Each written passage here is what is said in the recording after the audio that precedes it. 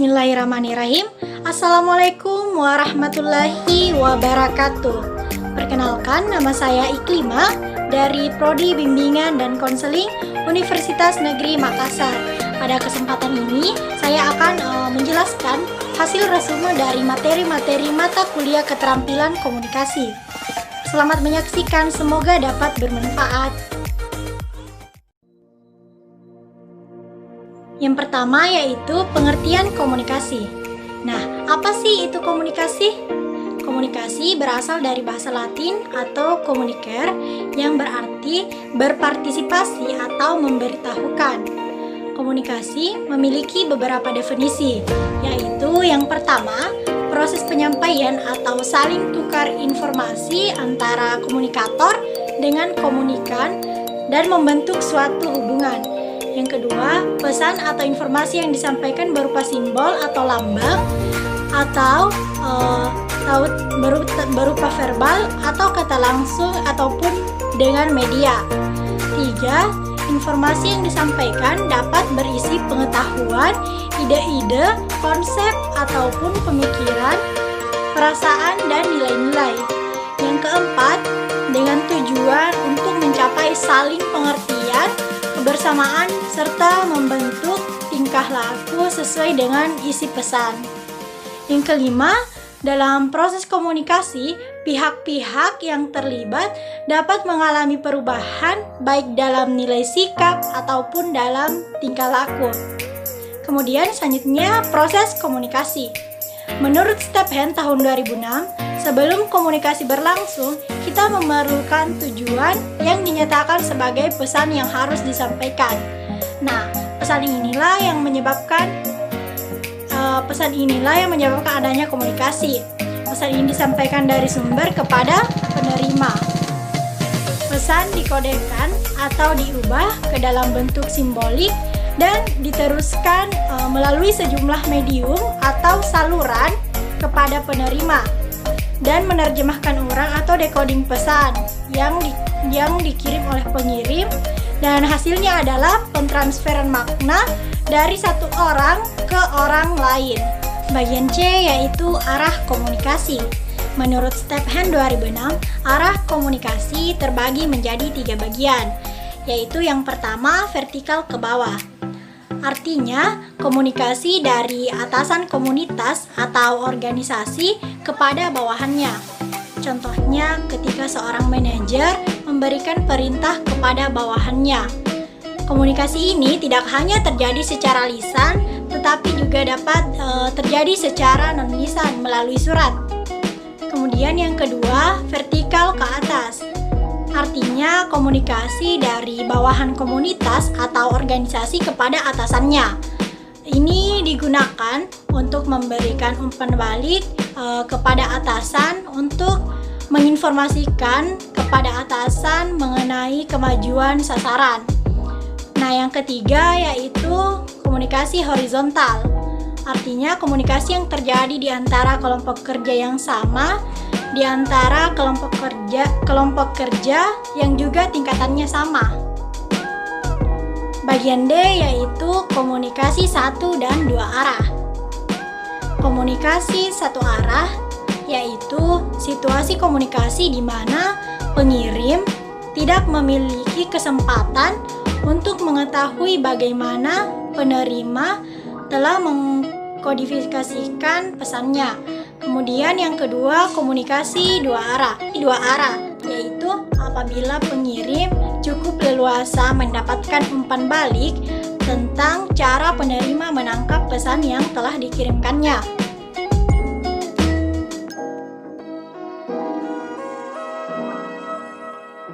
Materi yang kedua yaitu jenis-jenis komunikasi. Jenis komunikasi berdasarkan pesertanya dibagi menjadi 4 bagian, yaitu yang pertama komunikasi intrapersonal. Komunikasi intrapersonal yaitu komunikasi yang berlangsung di dalam diri individu. Dalam hal ini, pribadi atau individu bertindak sebagai penerima sekaligus sebagai penerima pesan atau berita. Yang kedua yaitu komunikasi interpersonal, yaitu komunikasi yang berlangsung antar pribadi yang satu dengan pribadi yang lainnya, atau orang lain dengan diri kita. Yang ketiga yaitu komunikasi kelompok, yaitu komunikasi antara kelompok dengan kelompok atau individu dengan kelompok ataupun kelompok dengan individu. Yang keempat yaitu komunikasi massa. Komunikasi massa adalah komunikasi yang berlangsung antar individu atau kelompok ataupun organisasi dengan halayak banyak atau massa. Selanjutnya, jenis komunikasi berdasarkan media komunikasi yang dibedakan menjadi dua, yaitu yang pertama komunikasi sosial dan komunikasi media. Jenis-jenis komunikasi berdasarkan dasar pesan dibagi menjadi 4 bagian. Yang pertama yaitu komunikasi pendidikan, komunikasi pengajar, komunikasi bimbingan, dan komunikasi politik.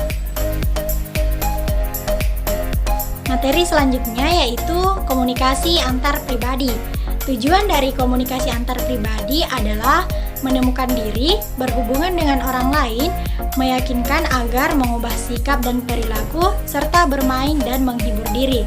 Komunikasi antar pribadi dibagi menjadi yaitu yang pertama komunikasi lisan. Sarana utama menyampaikan pesan adalah komunikasi lisan, seperti pidato, percakapan dua orang, diskusi kelompok. Itu merupakan bentuk-bentuk dari komunikasi lisan. Adapun keuntungan dari komunikasi lisan yaitu kecepatan atau umpan balik yang dihasilkan. Sedangkan kerugiannya yaitu miscommunication atau salah pengertian yang bisa terjadi apabila dalam penyampaian pesan melewati banyak orang. Yang kedua yaitu komunikasi tertulis. Komunikasi ini mencakup memo, surat, email, dan pengumuman di papan buletin atau alat lain yang bisa kita kirimkan melalui kata-kata ataupun pesan tertulis. Keuntungan dari komunikasi tertulis ini yaitu pesan dapat tersimpan lama, tapi kerugiannya ada pada respon umpan balik yang bisa jadi lama. Yang ketiga, komunikasi verbal atau langsung. Menurut Mas Hudi 2013, ada beberapa aspek komunikasi verbal, yaitu yang pertama vocabulary atau perbendaharaan kata, yang kedua phrasing atau ketepatan, kemudian yang ketiga intonasi suara, yang keempat humor, yang kelima singkat dan jelas, dan yang keenam yaitu timing. Yang keempat yaitu komunikasi nonverbal.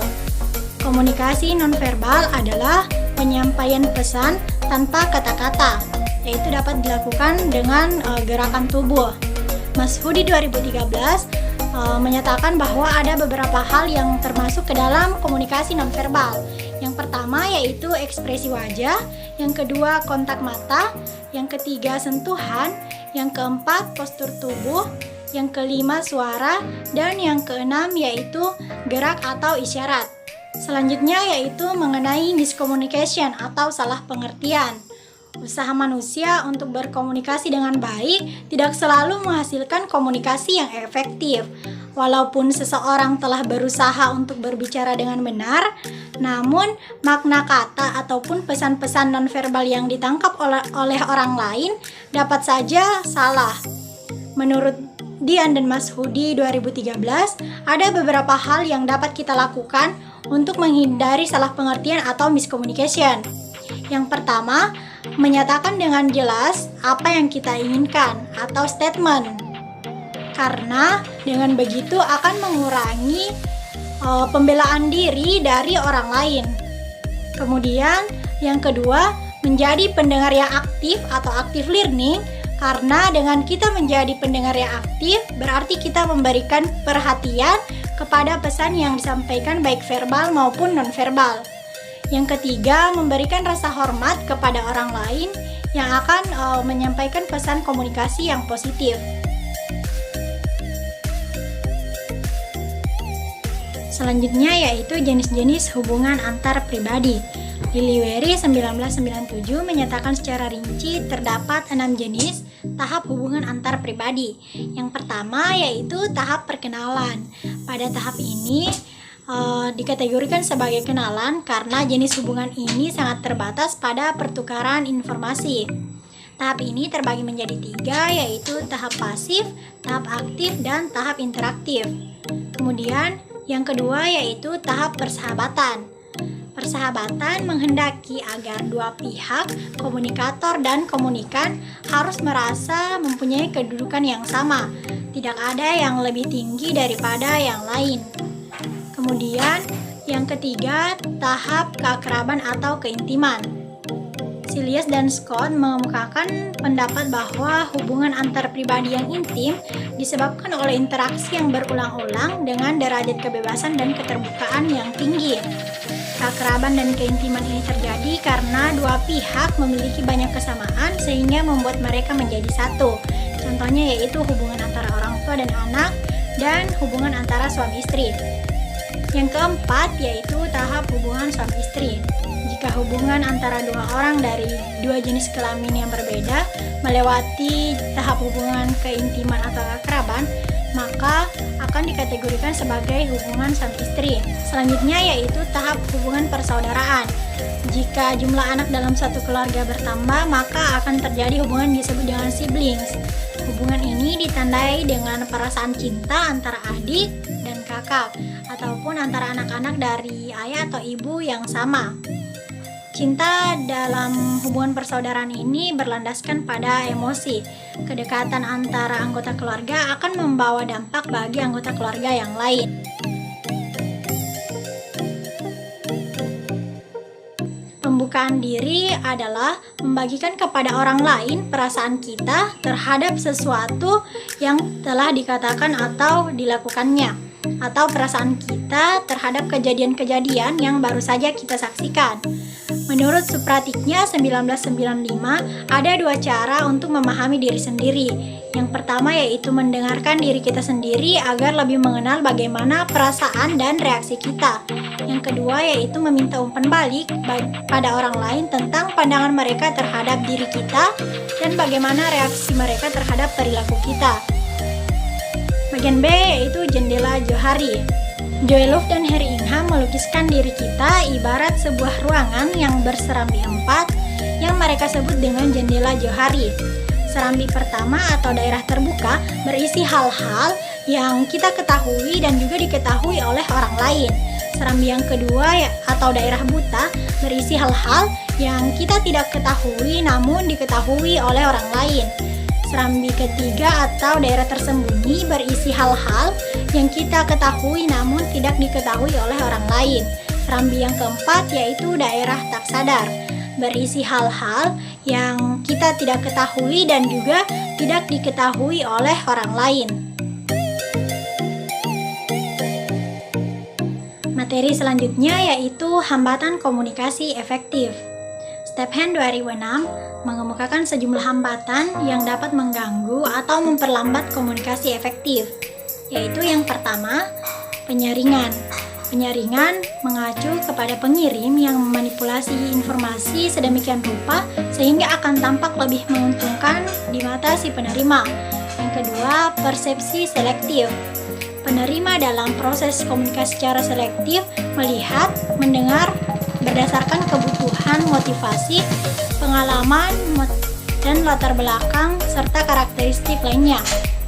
Yang ketiga, informasi yang berlebih.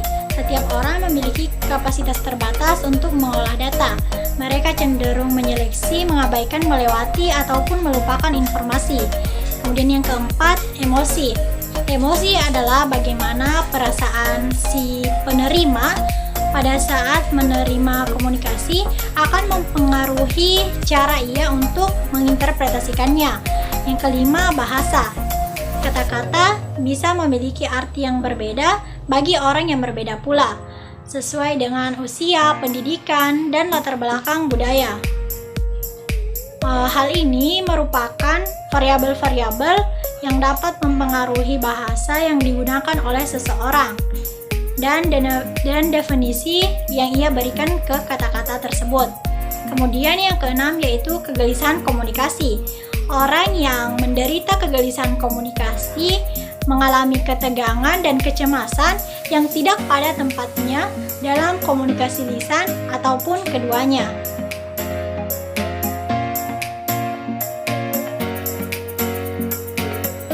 Dari yang terakhir yaitu konflik dalam hubungan antar pribadi.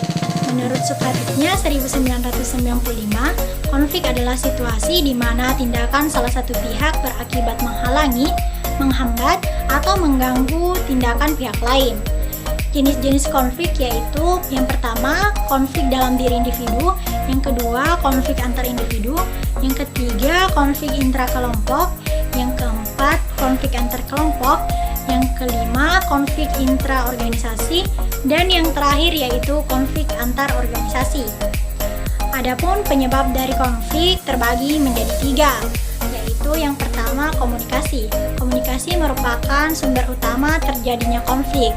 Konotasi yang berbeda, istilah yang digunakan, pertukaran informasi yang tidak cukup, dan bisingan dalam saluran komunikasi berpotensi dalam menimbulkan konflik. Kemudian yang kedua, struktur.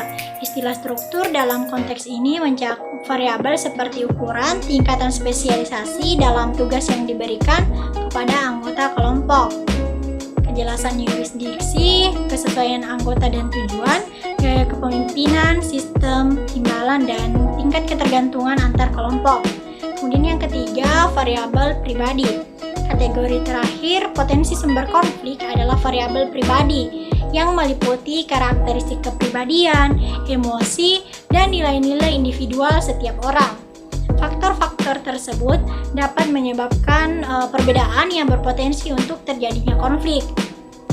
10% dari konflik adalah karena perbedaan pendapat, dan 90% adalah karena nada suara yang salah. Adapun strategi atau penyelesaian dari konflik yaitu yang pertama, gaya menghindari. Gaya menghindari mengacu pada perilaku tidak asertif atau tidak tegas, dan tidak kooperatif atau tidak bekerja sama.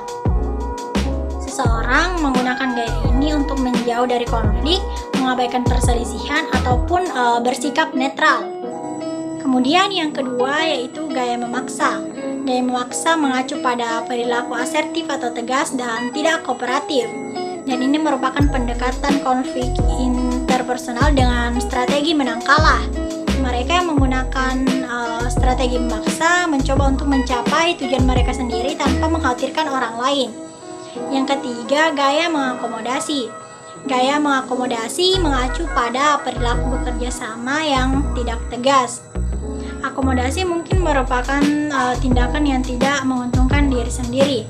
Ini merupakan strategi yang biasanya dilakukan bersama dan berjalan dalam jangka panjang. Kemudian yang keempat yaitu gaya berkolaborasi. Gaya berkolaborasi mengacu pada perilaku bekerja sama dan tegas. Ini merupakan strategi menang-menang dalam pendekatan strategi konflik interpersonal. Kemudian yang kelima, gaya berkompromi. Gaya berkompromi mengacu di tingkatan tengah antara kerjasama dan ketegasan. Berkompromi umumnya diterima secara luas sebagai jalan dalam menyelesaikan konflik. Setiap individu yang melakukan kompromi dengan orang lain cenderung dinilai positif oleh orang lain pula.